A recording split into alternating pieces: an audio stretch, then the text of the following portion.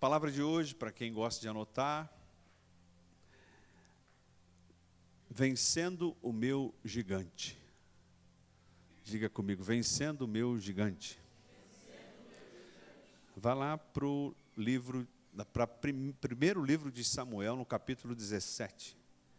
1 Samuel 17.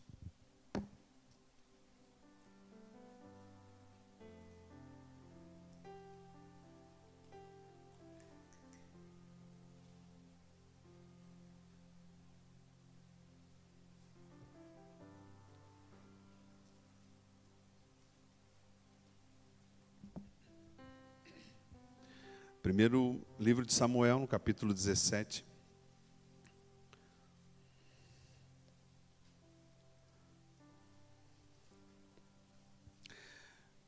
Samuel, o profeta, ele foi um dos poucos que exerceu, na verdade, 3 cargos no seu ministério. Samuel foi juiz, foi profeta e foi sacerdote. Samuel foi o responsável por ungir os 2 primeiros reis de Israel. Ele ungiu primeiro Saul e depois Davi. E eu particularmente tenho um apreço especial pelos livros de Samuel, pela história de Samuel, pelo nascimento de Samuel diante de um milagre.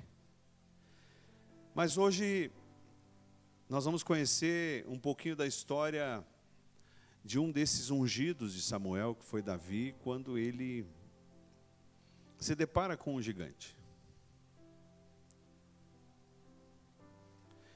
Se você puder acompanhar comigo, nós vamos ler em 3 partes este capítulo 17. Primeiramente, do versículo 1 até o versículo 11.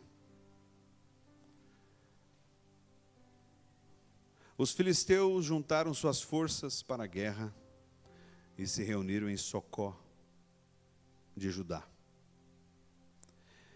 Eles acamparam em Éfes-Damim, entre Socó e Azeca.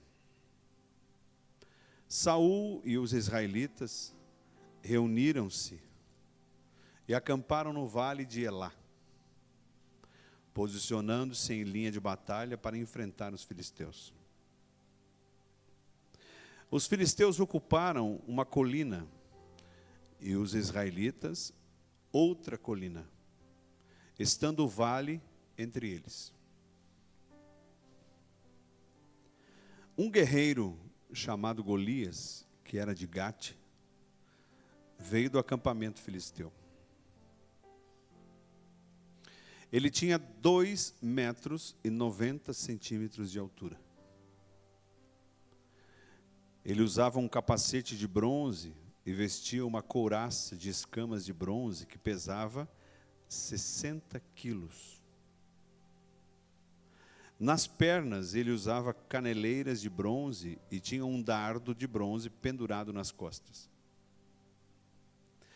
A haste da sua lança era parecida com uma lançadeira de tecelão. E a sua ponta de ferro pesava 7,2 kg.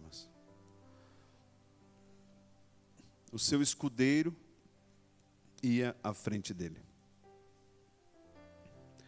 Golias parou e gritou às tropas de Israel: por que vocês estão se posicionando para a batalha?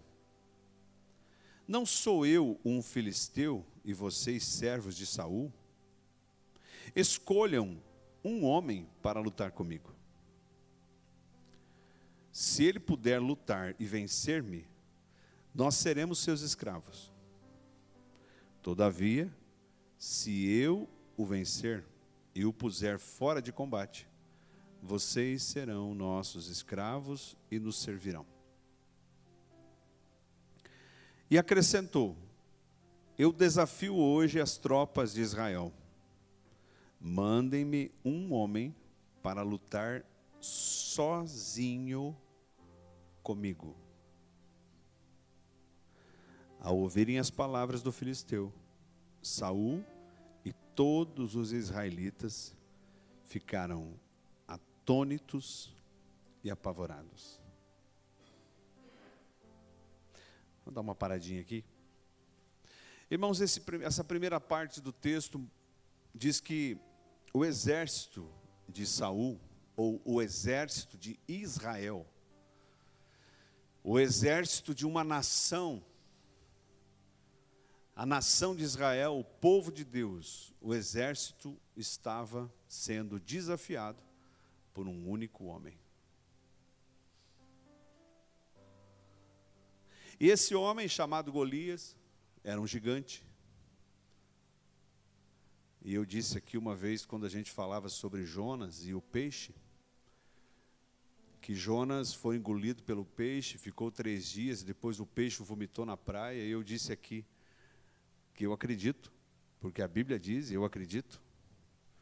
Inclusive, eu acreditaria se a Bíblia dissesse que quem engoliu o peixe foi Jonas.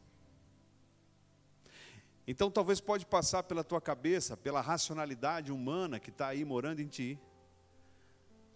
Não existiu um homem de 2,90 metros. Eu digo para ti, se a Bíblia diz que sim, eu acredito. Ou nós comemos o cordeiro inteiro, ou não comemos. Então, aqui não tem um sentido figurado, está falando de tamanho, diga comigo, tamanho. Está falando de tamanho, o homem era grande. A couraça que ele usava era muito pesada. E ele então, ele se coloca, a Bíblia diz que o exército dos filisteus estava numa colina, o exército de Israel numa outra colina, e havia um vale.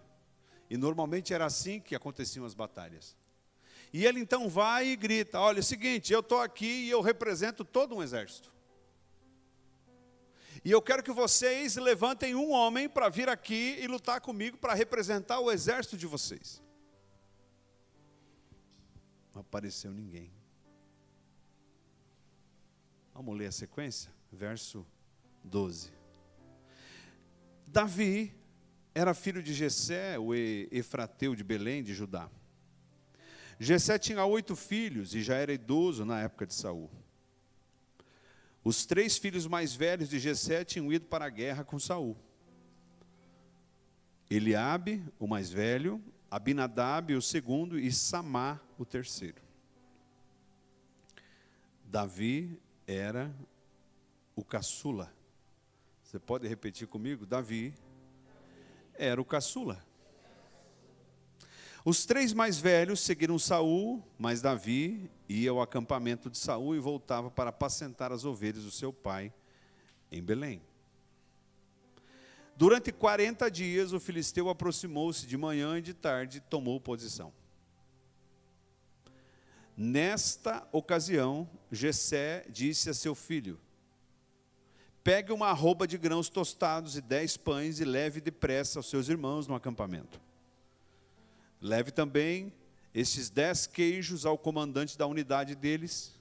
Veja como estão seus irmãos e traga alguma garantia de que estão bem. Eles estão com Saul e com todos os homens de Israel no vale de Elá, lutando contra os filisteus. Aqui nós vemos um pai preocupado. Levantando-se de madrugada, Davi deixou o rebanho com um outro pastor. Pegou a carga e partiu conforme Jessé lhe havia ordenado. Chegou ao acampamento na hora em que, com um grito de batalha, o exército estava saindo para suas posições de combate. Israel e os filisteus estavam se posicionando na linha de batalha frente a frente. Davi deixou o que havia trazido com o responsável pelos suprimentos e correu para a linha de batalha para saber como estavam seus irmãos. Enquanto conversava com eles, Golias, o guerreiro filisteu, avançou e lançou o desafio habitual. Aquele era mais um dia.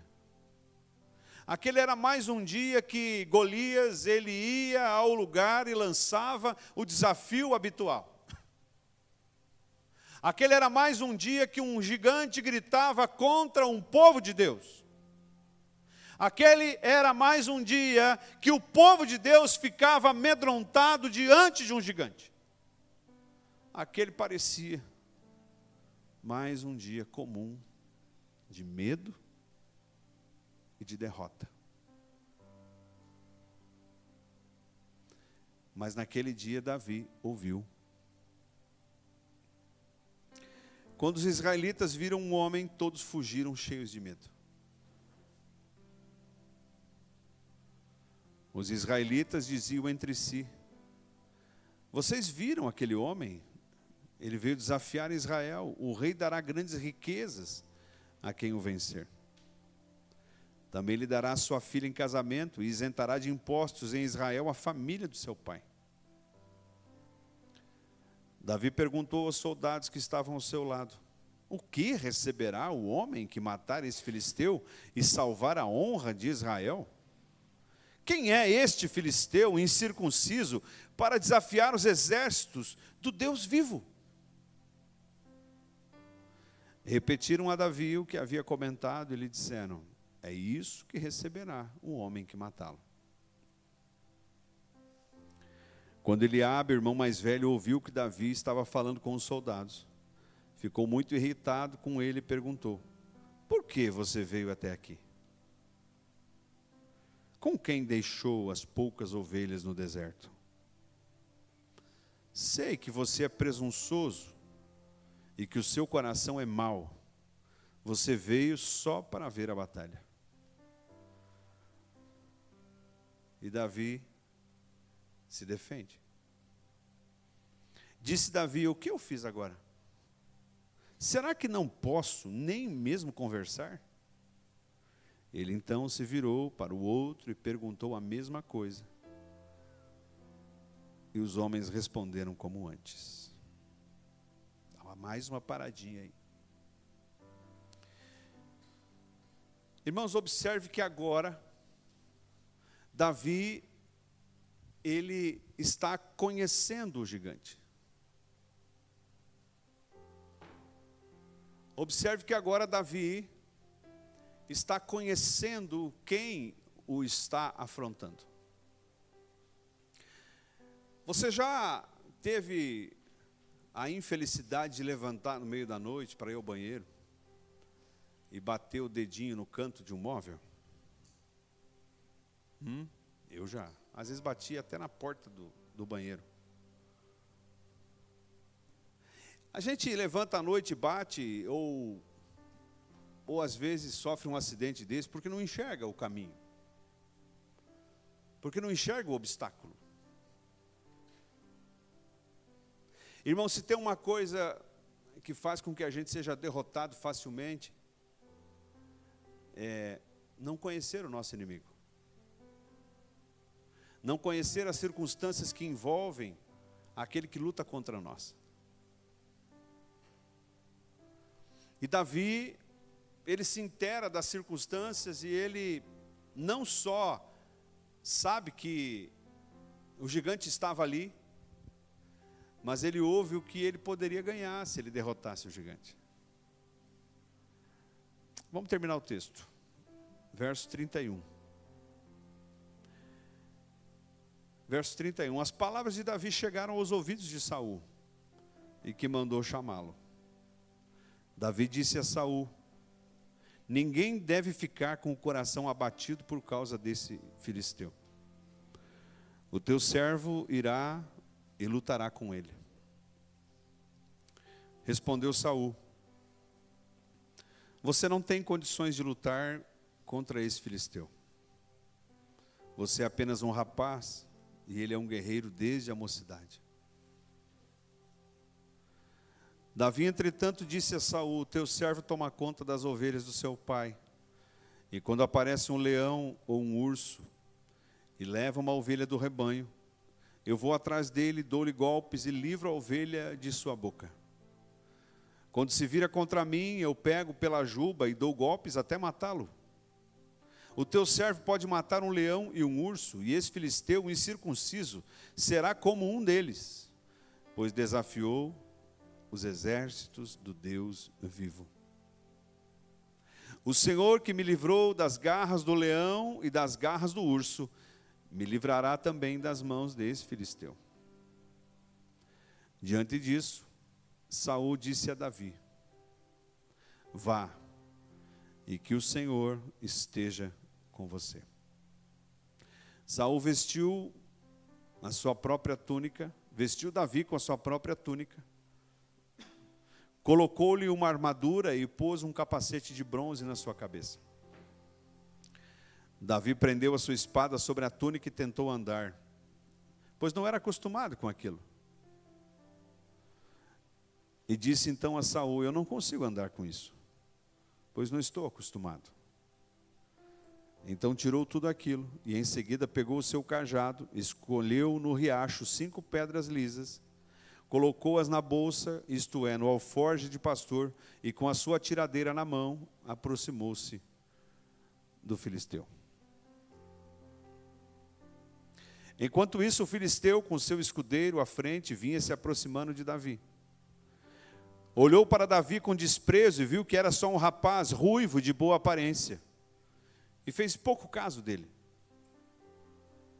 Guarde esta frase. E fez pouco caso dele. Disse ele a Davi: por acaso eu sou um cão, para que você venha contra mim com um pedaço de pau? E o filisteu amaldiçoou Davi, invocando seus deuses. E disse: venha aqui, eu darei a sua carne, às aves do céu e aos animais do campo. Davi, porém, disse ao filisteu: você vem contra mim com espada, com lança e com dardos. Mas eu vou contra você em nome do Senhor dos exércitos, o Deus dos exércitos de Israel, a quem você desafiou. Hoje mesmo o Senhor o entregará nas minhas mãos, e eu o matarei e cortarei a sua cabeça. Hoje mesmo darei os cadáveres do exército filisteu, as aves do céu e os animais selvagens, e toda a terra saberá que há Deus em Israel. Todos os que estão aqui saberão que não é por espada ou por lança que o Senhor concede vitória, pois a batalha é do Senhor, e Ele entregará todos vocês em nossas mãos. Quando o filisteu começou a vir na direção de Davi, este correu para a linha de batalha para enfrentá-lo. Tirando uma pedra do seu alforje, arremessou-a com a sua tiradeira e atingiu o filisteu na testa, de tal modo que ela ficou encravada e ele caiu, dando com o rosto no chão. Assim Davi venceu o filisteu com uma tiradeira e uma pedra. Sem espada na mão, derrubou o filisteu e o matou. Eu quero que os irmãos me perdoem pelo texto longo, mas existem circunstâncias que são necessárias para que a gente possa contextualizar aquilo que quer falar. Eu quero dizer a você, nesse princípio, que você veio aqui nesta noite por 4 coisas. Você veio aqui, o Senhor te trouxe aqui, você olhou para o sofá e falou: não, vou ficar aí. Você venceu a tentação de ficar em casa, e você veio aqui, primeiro, para descobrir quais são os seus gigantes. E observe que eu disse no plural. Você veio aqui para ser encorajado. Você veio aqui para aprender a derrubar os seus gigantes. E você veio aqui para começar uma nova história. Você toma posse disso? Então vamos dividir essa mensagem, essa meditação em algumas partes. Primeiro, o que é um gigante? Aí você vai dizer assim: pastor, gigante é aquele Golias lá. 2,90 m. Gigante é aquele povo que joga voleibol lá, que tem 2,5, 2,10, joga basquete. Não, não é desse gigante que eu estou falando. Por mais que talvez pessoas grandes de estatura ainda existam, esse não é o nosso problema hoje. Mas os gigantes, eles continuam vivos. Mas eles se apresentam de uma outra forma. Então, os gigantes são situações maiores do que nós. Gigante é um problema que parece que não vamos alcançar. É um problema que parece que não vamos conseguir resolver. Porque eles estão muito mais altos, muito mais distantes do que nós. Gigante é algo que nos afronta. O que fazia Golias no campo de batalha? Afrontava ou não afrontava? Gigante é algo que nos amedronta. Gigante é algo que nos impede de prosseguir. Gigante é algo que quer roubar aquilo que nós já conquistamos. E eu quero chamar a atenção aqui, depois em casa você pode ler, mas o capítulo 16, a gente leu 17, o capítulo 16 de 1 Samuel, vai contar sobre a unção de Davi. Vai contar sobre o dia em que o profeta Samuel bate na casa de Jessé, lá em Belém, e faz passar diante dele todos os filhos. Davi esquecido lá, cuidando das ovelhas. Ele manda chamar, quando Davi chega, o Senhor fala, é este. E ali, na casa do seu pai, Samuel não tinha um vidrinho assim bonito, ele tinha um chifre cheio de azeite. A Bíblia diz que Samuel derrama óleo na cabeça de Davi. E ele diz, eu estou ungindo o próximo rei de Israel. Você deve pensar, e se coloca no lugar de Davi. Davi acaba de ouvir do profeta Everaldo. Davi estava talvez com um cheiro de azeite ainda. Talvez o cabelo de Davi ainda estava com azeite. Talvez alguns dias depois, Davi não pudesse imaginar que apareceria diante dele um gigante. Eu não sei você, mas a sensação que a gente tem que logo depois que nós somos fortificados por uma palavra, que logo depois que a gente passa por uma experiência forte com o Senhor, logo depois que a gente toma uma decisão, logo depois que nós somos cheios de algo relacionado ao Espírito Santo, a luta vem. A luta vem.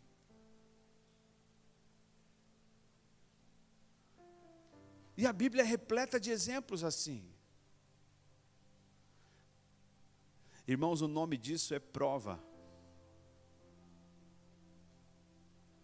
Prova.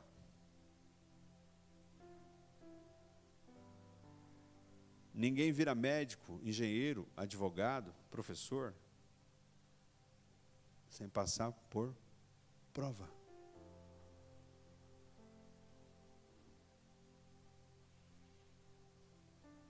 E você? Você já enfrentou um gigante?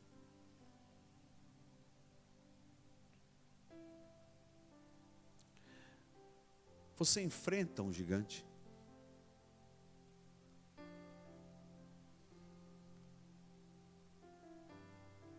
E eu sei que você sabe do que eu estou falando. Mas assim como Davi, você procura conhecer quem é o seu gigante?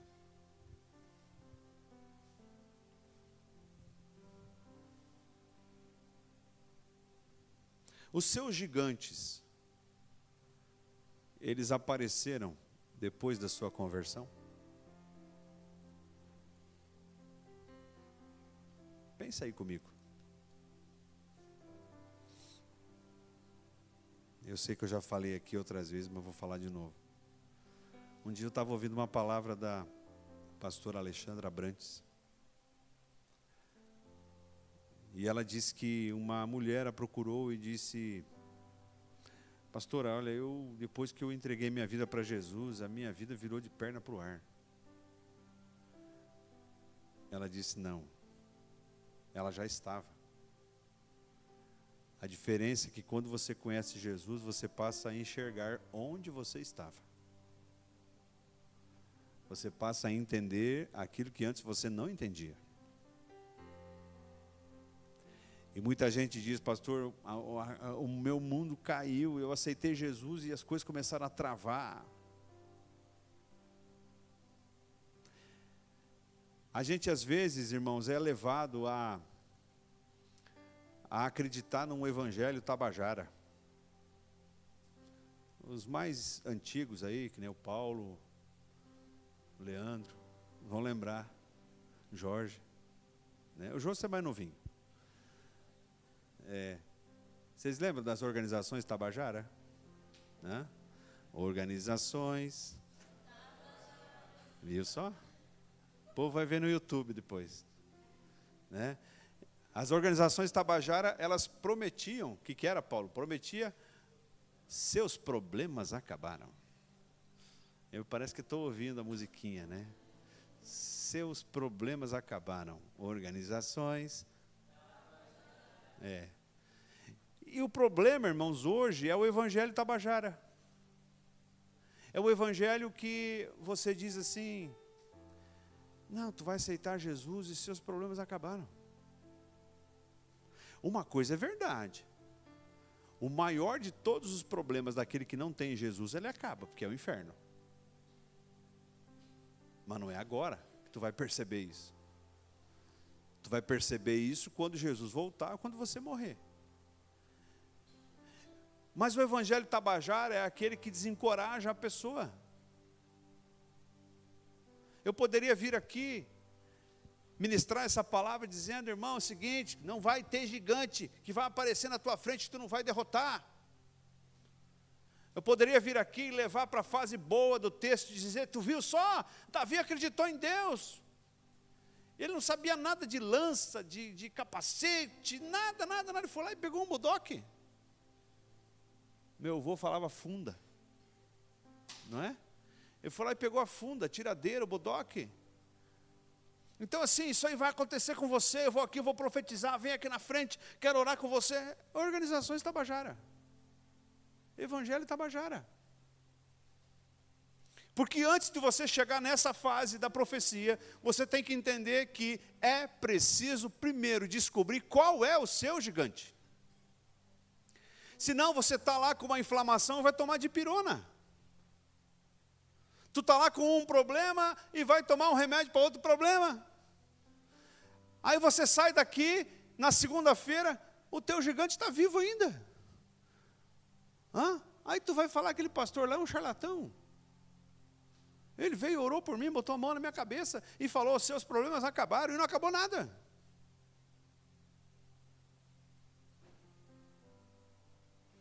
Qual é o meu gigante? O que me desafia? O quê?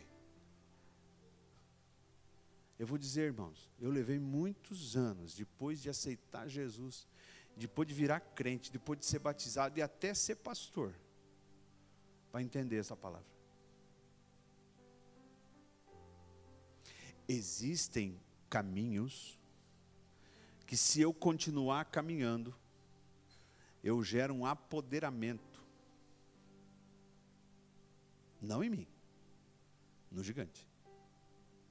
Eu potencializo o gigante. Então, se existe um gigante que eu sei que está tentando me derrubar, e eu continuo caminhando e fortalecendo esse gigante, eu estou potencializando a força dele para continuar me ameaçando. Então, o primeiro passo, eu preciso conhecer qual é o meu gigante. Lembra do milagre do machado que caiu na água? A primeira pergunta do profeta: onde caiu? Já preguei tanto sobre isso. A primeira pergunta: onde caiu? Jesus fala a uma das igrejas, não me lembro qual foi. Jesus diz assim: volta onde caiu e te arrepende, porque senão eu virei a ti, tirarei o teu candelabro.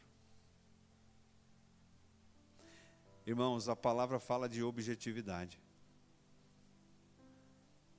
Eu estou olhando aqui para o semblante de vocês e eu posso ver a palavra penetrando aí. O que eu estou fazendo aqui nesta noite é levando você a descobrir aí dentro de você o que está tentando derrubar você, o teu casamento, a tua saúde, o teu trabalho, tua profissão, tuas finanças, tuas amizades, a tua fé.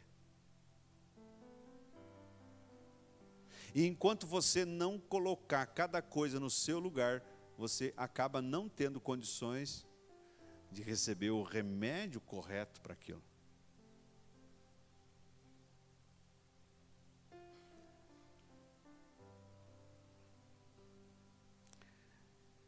Eu quero usar aqui 3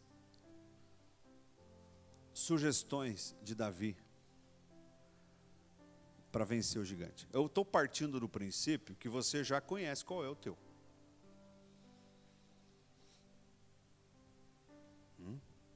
Um dia eu fui atender uma irmã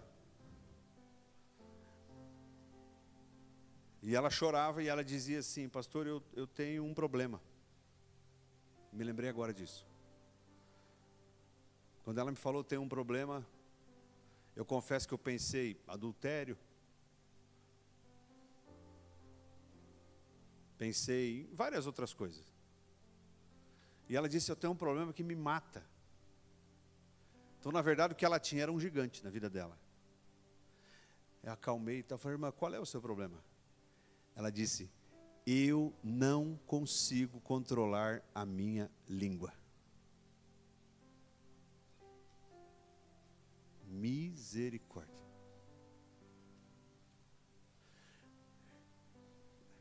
Não estou dizendo isso com o endereço, mas estou dizendo isso porque esse pode ser um gigante.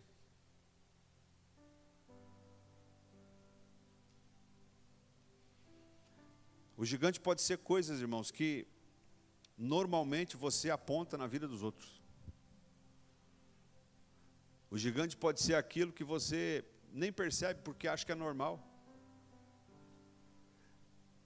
Tem gente que continua fazendo coisa porque aprendeu de alguém, aprendeu da mãe, aprendeu da tia, e a mãe aprendeu da avó, e a avó aprendeu da bisavó. Ou então fala assim: no Brasil é assim mesmo. Ah, o alemão é teimoso mesmo. Eu particularmente não acho. O gringo é come unha mesmo. Aí eu já posso concordar um pouco. Eu estou brincando. Mas são coisas que você ouve e ficam gravadas na sua mente e você acaba não mudando as suas atitudes porque você diz: não, o alemão é teimoso mesmo, então eu sou alemão, eu tenho que ser teimoso. O italiano fala alto, grita, família de italiano, pá, pá, pá, pá. Talvez aqui seja uma realidade de alguém. Irmão, a gritaria é condenada na Bíblia. A Bíblia fala que o nosso falar, ele deve ser manso.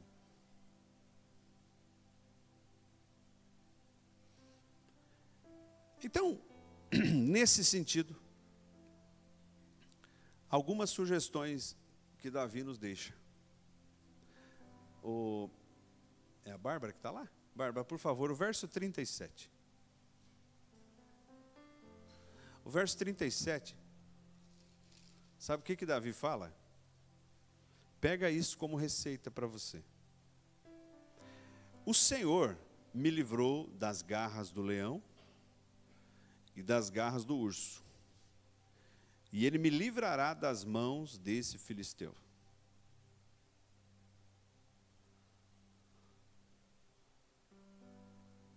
Se Davi, quando estava cuidando das ovelhas de Jessé, chegou um leão, chegou um urso, ele lutou com o leão, ele lutou com o urso, e venceu, ele está usando isso agora como uma mola propulsora da sua vitória. Então, qual que é a receita aqui? A receita é: apareceu o gigante, ele está colocando medo em você, ele está gerando desconforto em você. Lembre-se das vitórias que você já alcançou. Amém? Não, pastor, é o seguinte, esse aí é bem maior. Tudo bem, o gigante poderia ser até maior do que o urso, do que o leão, mas já houve vitória na tua vida. Já houve. Então, quando aparecer essa dificuldade, lembre-se.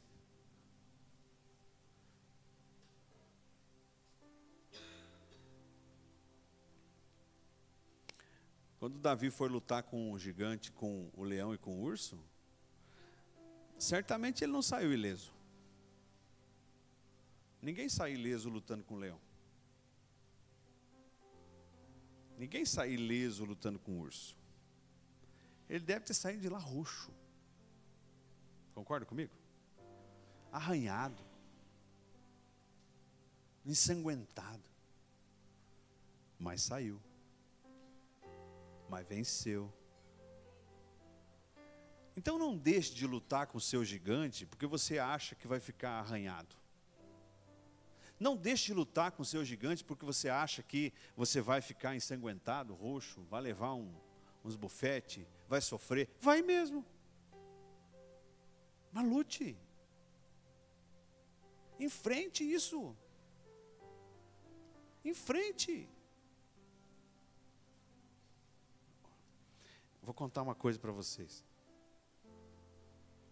Teve um tempo na minha vida que eu falava tudo que eu achava que eu tinha que falar para minha esposa.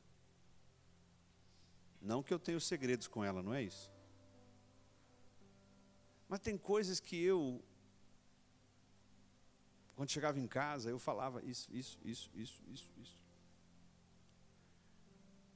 E eu comecei a perceber que aquilo que eu estava fazendo estava gerando um clima ruim.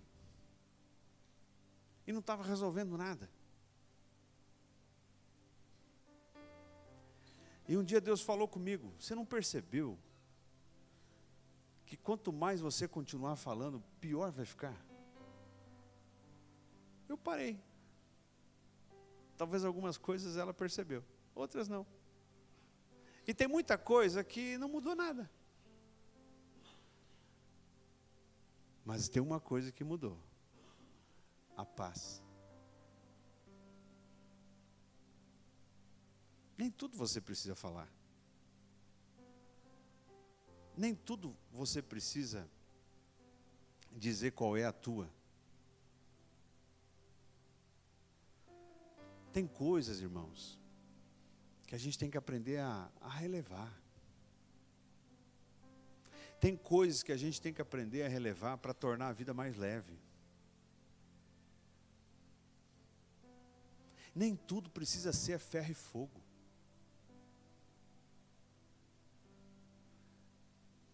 Eu já vi irmãos que se escandalizaram com outro irmão que falou que dormiu num dia de sábado, de domingo, de feriado, até as 10h30, 11 horas da manhã. Tem gente que no dia que não trabalha, bota o despertador. Deixa o despertador. Porque lá no coração dele, ele acha que ele está pecando se ele dormir um pouco mais. Eu estou citando um exemplo que é muito vivo. Se tu pode descansar, dorme. Mas o que o vizinho vai pensar? Blá, blá, blá, blá. Deixa pensar. Agora, não vai começar a fazer isso em dia de trabalho. Aí tu vai ter um outro nome. Não vou falar, calma. Não vou falar. Sobrou um dinheirinho lá. A gente tem uma viagem que a gente queria fazer. Mas daí o que o povo lá do grupo da família vai falar? Tu percebe que você muitas vezes se prende a coisas que não são necessárias serem presas. Viva a sua vida com calma, com leveza. Olhe para aquilo que o Senhor está te dando. Vença o seu gigante. E não tente olhar para o lado e dizer, viu, o teu gigante é aquele. Amanhã pega o link desse culto e manda para um cunhado lá, para um amigo, para um parente, e fala, o pastor está falando do teu gigante. Não é para ele. É para você. Talvez ele, ao ouvir a palavra, ele vai se dar conta de qual é o gigante dele. Irmãos, eu me lembrei agora, Jeremias, ele fala assim, eu quero trazer à memória aquilo que me dá esperança. Está lá em 3:21. Agora, quando a gente lê do 18, a gente vai ver que Jeremias, ele não queria pensar aquilo que ele estava pensando. Ele estava pensando em desgraça, ele estava pensando em morte, ele estava pensando em derrota.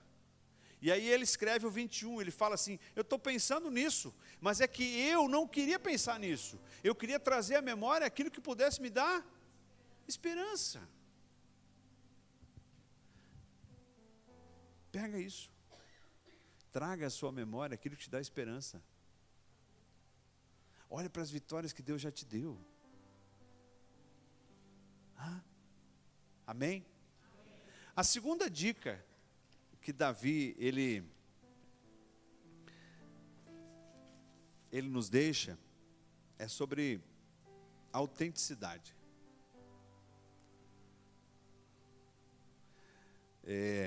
Eu não sei quantos anos, amor, que eu preguei aquela palavra, acho que o Everaldo estava naquele culto.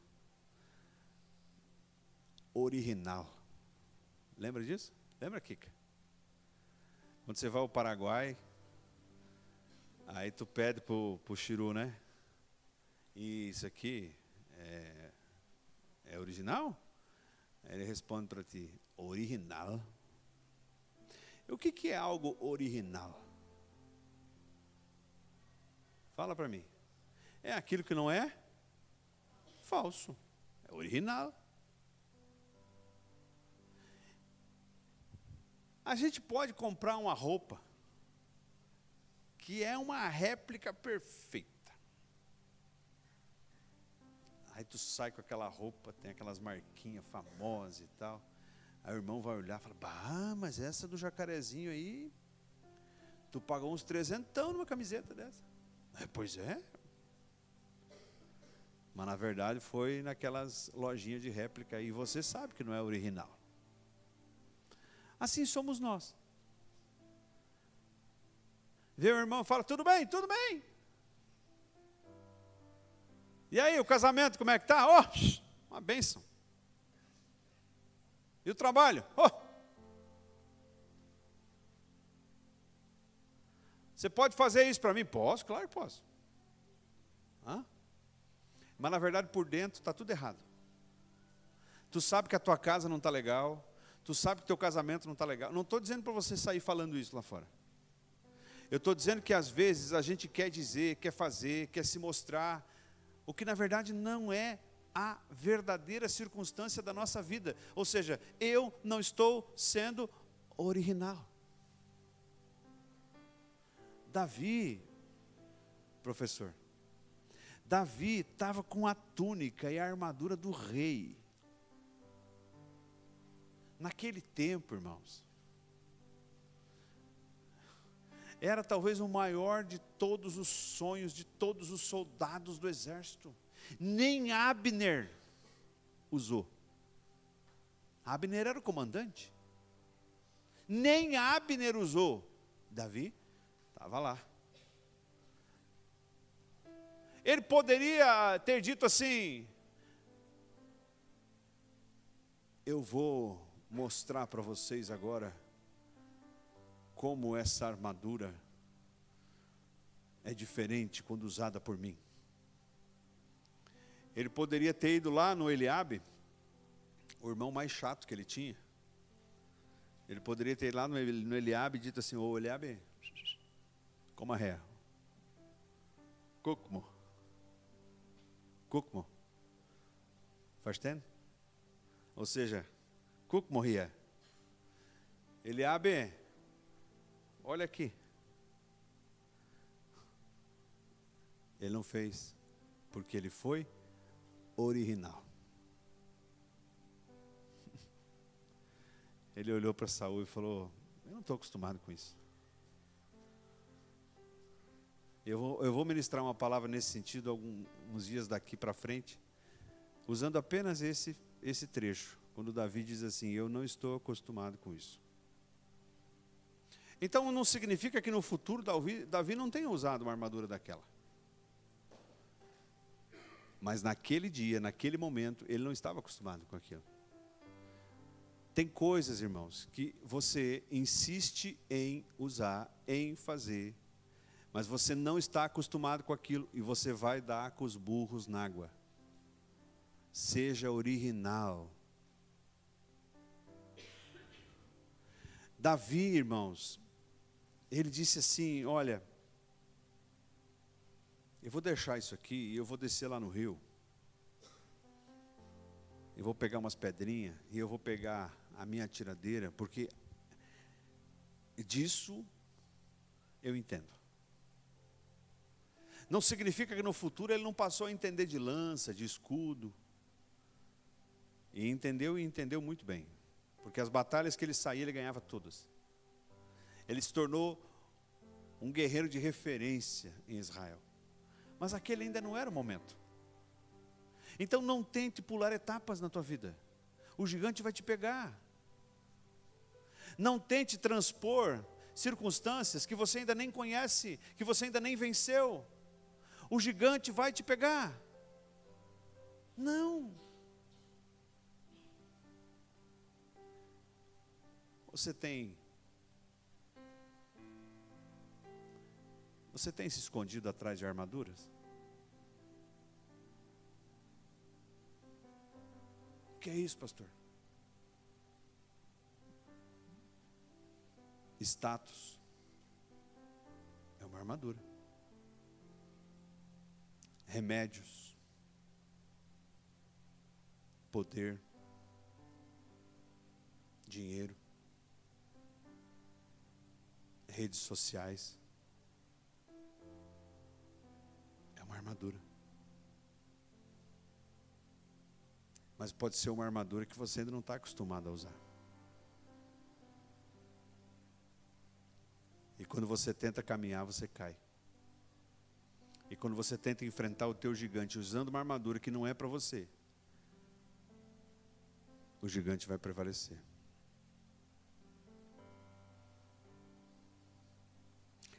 Sabe do que eu me lembro, irmãos? Que Jesus, quando foi contar a parábola dos talentos, alguém pode dizer assim: ah, mas Jesus foi injusto, porque ele deu para uns 5, para outros 2 e para outros 1. Só que tem um detalhe, Antônio. Para alguns ele deu 5, para outros 2 e para outros 1. E aí esse texto termina como? Cada um de acordo com a sua própria capacidade. E aí vai o Joãozinho, que recebeu 1. Olha lá para o Pedrinho, que recebeu 5, e fala assim: não, eu quero 5. O 5 não é para você. Para você é 1. Por quê, pastor? Porque Jesus diz que ele dá a cada um de acordo com a sua própria capacidade. Quantos ganhadores da Mega Sena tu conhece que ficaram ricos quando ganharam a Mega Sena e hoje já estão pobres? Aqueles, perdão que eu vou falar, aqueles programas lixo lá, Fazenda, Big Brother, o cara ganha lá 1 milhão, 1,5 milhão. Dali a algum tempo, estou citando um exemplo do mundo. Mas por quê? Porque nem todo mundo serve para ser rico.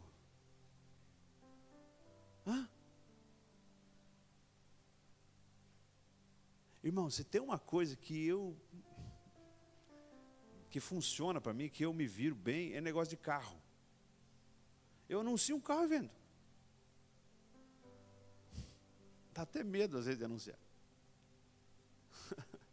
E meu pai fala, como que tu consegue? Meu sogro também, como que tu consegue? Eu falo, não sei.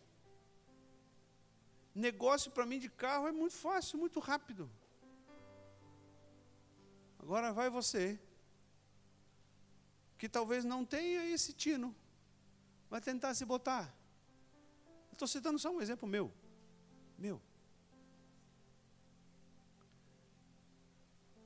Então tem coisa que não é para mim, é para ti. Tem coisa que não é para ti, é para mim. Seja original. Eu posso crescer em áreas da minha vida, me espelhando em algumas áreas da vida de outras pessoas? Claro que eu posso. Mas eu não posso colocar a carroça na frente dos bois, eu não posso imaginar que eu vou conseguir ser exatamente aquela pessoa com aquelas capacidades, com aquelas circunstâncias. Não. Isso pode gerar uma frustração em você. Isso pode gerar um peso. Seja você mesmo. Seja você. Eu até anotei aqui, veja bem, quando Jesus chamou Pedro, Pedro disse assim, Senhor, afaste-se de mim, porque eu sou pecador. Foi original. Quando Jesus estava caminhando sobre as águas, Pedro olhou para Jesus e falou assim, eu também quero. E foi. Caminhou ou não caminhou? Mas daí quando ele estava afundando, o que ele fez? Senhor, salva-me. Ele não tentou nadar, ele pediu, me ajuda, salva, eu estou morrendo, eu estou afundando. Ele foi original. Mas passa um pouco de tempo, ele olha para Jesus assim, Jorge, e diz, eu estou pronto para ir contigo, se for necessário até para a morte. Falou ou não falou? Ele estava sendo original? Nem um pouco. Jesus olha para ele e fala, Pedro, tu pestungue. Pedro, quando você se converter, tu fortalece os teus irmãos. Então o cara estava querendo morrer por Jesus e nem convertido não era. Em outras palavras, Jesus olha para Pedro e fala assim, Pedro, seja original. Seja quem você é. Já estou terminando. Glória a Deus, aleluia.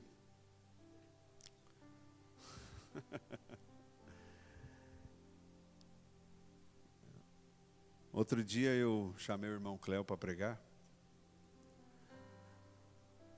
E eu imagino que ele estava no trabalho. Ele pregou domingo passado, foi uma bênção. Eu imagino que ele estava no trabalho aquele dia. E eu posso imaginar, conhecendo bem o Cléo, que ele quase caiu da cadeira. Ele tentou negociar comigo, tal, botar um domingo a mais ali. Eu nem dei bola para o que ele falou. E mandei um versículo para ele. Nem escrevi o versículo, mandei só a referência. Provérbios 3:5. Por favor, Bárbara. Provérbios 3:5.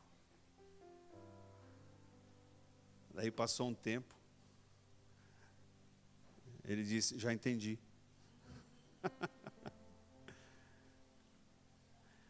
Confie no Senhor de todo o coração e não te apoie no seu próprio entendimento. Essa palavra apoie, tem uma versão Almeida corrigida que diz, não te estribes. E eu gosto mais dessa versão. A palavra estribes, ela está associada a um estribo, a um corrimão. Então, quando a gente vai descer uma escada, tem lá um estribo, um corrimão, e você se apoia no corrimão. E a palavra diz que eu não devo me apoiar, me estribar naquilo que é meu entendimento. Eu devo confiar em quem? No Senhor. Irmão, se tem uma coisa que impede você de derrubar o teu gigante, é inverter isso aqui. É inverter. Tu pode ser um excelente profissional, mas se tu não confiar no Senhor e confiar no teu braço, logo, logo você cai. Sabe por quê? Porque quando eu passo a confiar em mim, eu começo a alimentar um bichinho. Um bichinho que rói e corrói, tipo cupim, mas é o cupim da alma. E o nome desse bichinho é orgulho. Ah, mas eu domino esse negócio. Vou contar para ti o que aconteceu há poucos dias atrás. Esse dia eu acho que eu contei por irmão. Eu lá na universidade tenho 5 disciplinas básicas que eu trabalho. E não sei se é coisa da idade ou o quê, eu inverti algumas coisas e eu cheguei para dar aula. E eu comecei a aula, um aluno muito educado falou, professor, o senhor já deu essa aula. Já dei essa aula? Sim, semana passada. Meu Deus. Foi um misto de vergonha. Eu falei, irmão, vocês me perdoem e tal. Tentei justificar pela correria, então não adiantou, eles perceberam que eu tinha esquecido. Né? Tá repreendido.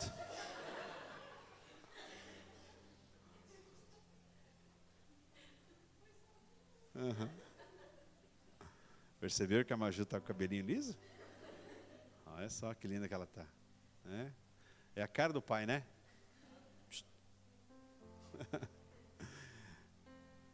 O que eu estava falando? Da aula. Tentei me justificar e tal. E eu lembrei da sequência. Irmão, coisa de Deus. Lembrei da sequência, falei, então tá, vamos seguir aqui. Fechei o notebook, peguei o canetão e eu dei uma das melhores aulas. Original. Terminou a aula, o que o Espírito Santo falou para mim? Tu está se achando, né? Eu chorei. Porque eu estava mesmo. Eu já tinha dado aquele conteúdo tantas vezes. Aquilo para mim foi tão... Só que eu não estava com nada ali e tal. Foi tão espontâneo e a aula foi show. Os alunos me agradeceram. E eu... Terminou a aula. Falou claramente ao meu coração. Tu está se achando, né? Tu acha que isso é teu? Irmãos, tem uma febre, eu tenho medo de falar nisso, mas eu tenho que falar. Tem uma febre, agora está diminuindo um pouco, no Brasil e no mundo. Mas tem uma febre que invadiu as igrejas, chamada coaching. O que tem de pastor coaching por aí? Pastor, onde é que está o pecado? Não, calma, não tem problema. Não posso fazer curso de coaching? Pode. Mas o problema, irmãos, que o coaching... Bota de novo lá, irmã. O problema é que o coaching, ele ensina o inverso disso aqui. O problema é que o coaching, ele ensina você justamente a buscar, a conhecer tuas potencialidades. E a desenvolver exatamente aquilo que você tem de melhor dentro de você. Você pode, você consegue, você ultrapassa os limites e tal. Né? Eu me lembro que há muitos anos atrás tinha um programa do Sebrae chamado Empretec. Quem lembra do Empretec? Lembra? Alguém fez o Empretec? Ó, temos 2 ou 3 pessoas que fizeram, 4. E o Empretec, na verdade, foi um precursor dessa metodologia coaching. Então o Empretec, ele espremia você. Ele espremia você ao último, você tinha que desenvolver metodologias e apresentar uma proposta de empreendimento num curto espaço de tempo, ou seja, tu saía de lá, aquele que conseguia, então, está errado isso, pastor? Claro que não.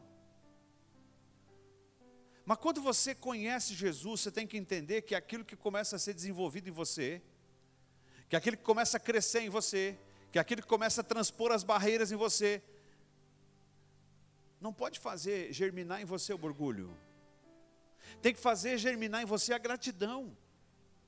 A gratidão por aquele que cuida de você, por aquele que criou você, por aquele que tem estado com você, por aquele que é muito maior do que você.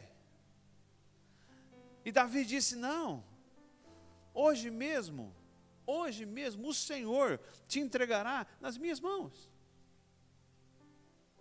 Tu vem com lança, com espada, com escudo, com arma, mas eu vou contra ti em nome do Senhor dos Exércitos.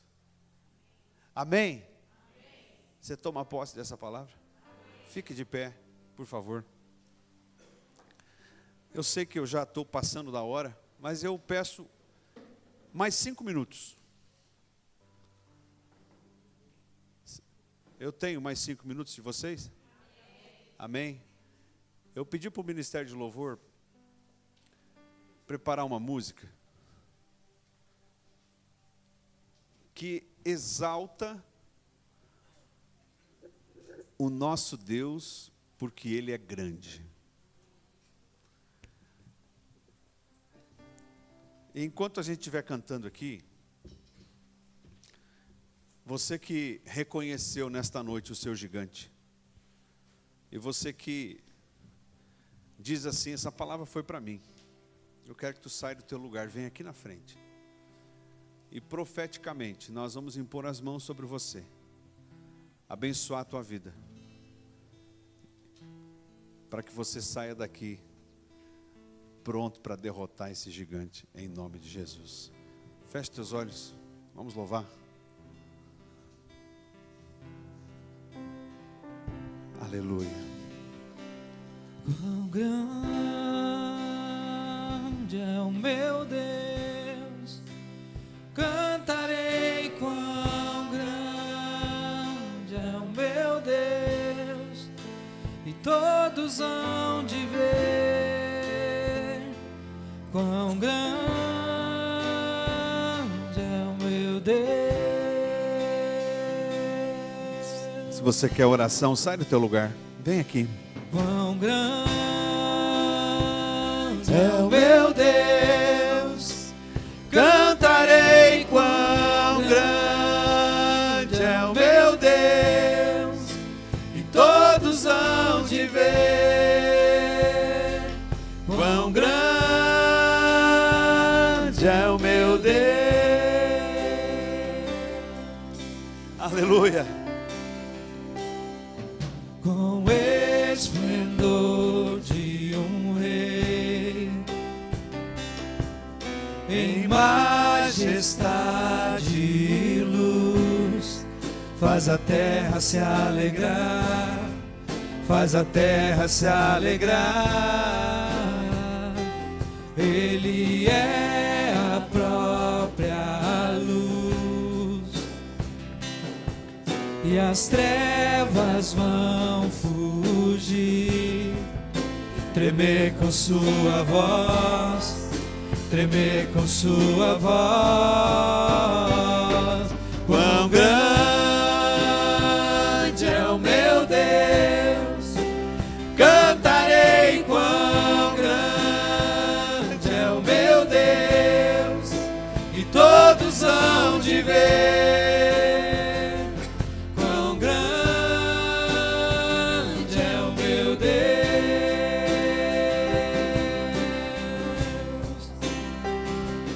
Quão grande é o meu Deus, cantarei quão grande é o meu Deus, e todos hão de ver quão grande é o meu Deus.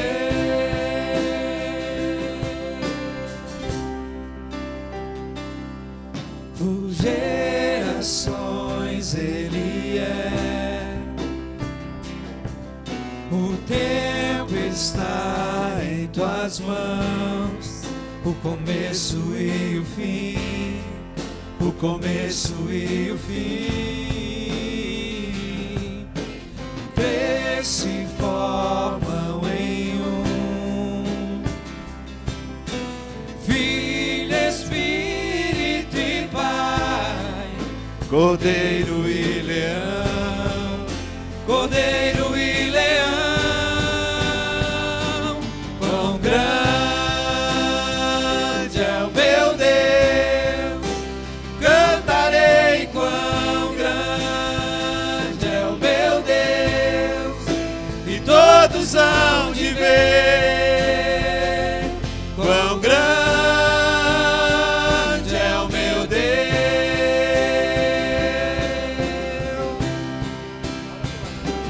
Quão grande é o meu Deus, cantarei quão grande é o meu Deus, e todos hão de ver quão grande